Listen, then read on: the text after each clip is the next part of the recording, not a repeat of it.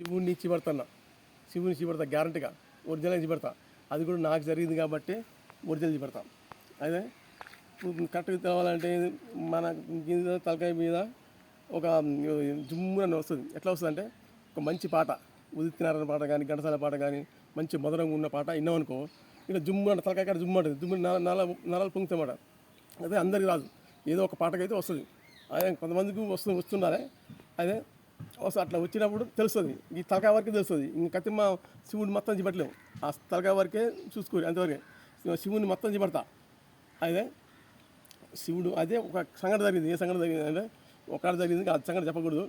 అది ఆ సంఘటన జరిగింది కాబట్టి నాకు ఈ విషయం తెలిసింది. అయితే ఇప్పుడు శివుడు ఇంకా ఇక్కడి నుంచి ఇక్కడ దాకుంటాడు, అది గుండ్రగా, అదే ఇట్లా ఉంటాడు, ఇదే ఉంటాడు, జప్ జప్ అని లేస్తుంది. అది లేచినప్పుడు కింది పైకి పోతున్నాయన్నమాట. అంత ఘోరంగా దడదడ అంటున్నమాట. అంత భయంగా చనిపోయినా నేను అనుకున్నాను అంతేగా.